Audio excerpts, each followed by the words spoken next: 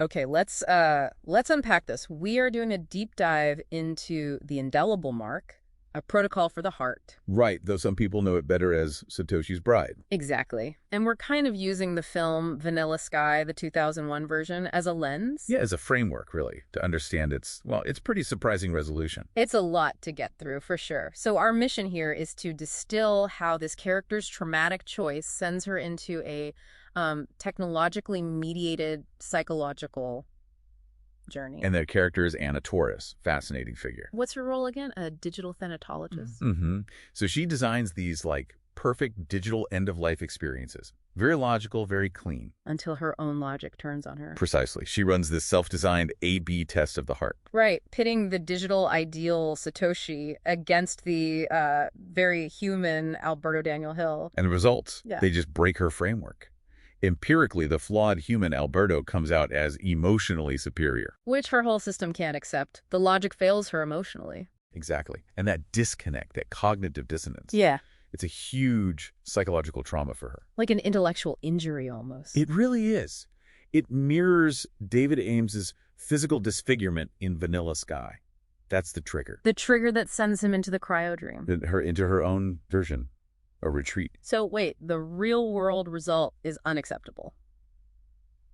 How does she cope? Does she just, check out? She activates a protocol, a very complex, self-designed, lucid dream protocol. Ah, okay. So everything that happens after that point in the book Is essentially a simulation. It's running inside her head, designed to process the trauma, to heal the wound that reality inflicted on her rational self. the story itself becomes the therapy. Right, and this is where it gets really interesting, as you said. Because it's not just one attempt at fixing it in the dream. No, her subconscious runs 5 distinct simulations. Each one is like an alternative ending to the book. 5 different ways it could resolve. But none of them quite work. They collapse. They all collapse because her real self, her humanity, keeps interfering, like a bug in the code. Kind of a Right. glitch, they call it.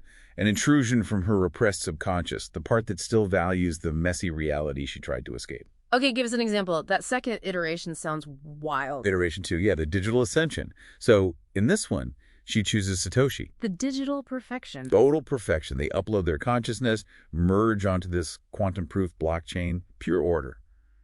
A digital utopia. Sounds sterile, maybe. What could possibly go wrong there? It's crashed by something completely sensory, totally illogical.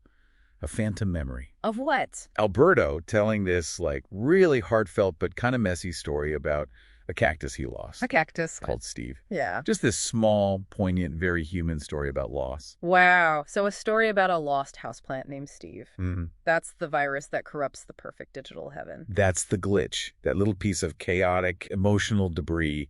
It just doesn't compute in the perfect system. Which is fantastic evidence, isn't it? Her trauma wasn't just the choice, but maybe her inability to accept the value of that messy chaos. Precisely.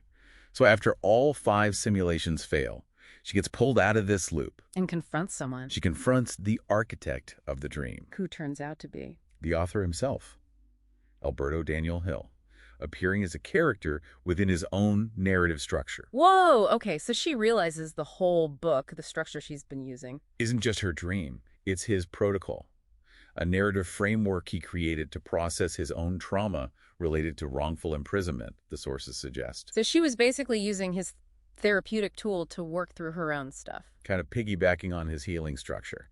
The book itself is the recovery mechanism. Okay, let's bring this home. The bigger picture. Her final choice, Resolution 6. It's called the Ultimate Protocol. And it's not really about choosing Satoshi or Alberto anymore. It's about something else. It's about choosing to wake up, to become a conscious participant, a collaborator in this therapeutic narrative. So love isn't about picking a person? It's redefined as this collaborative performance of a therapeutic text. Yeah.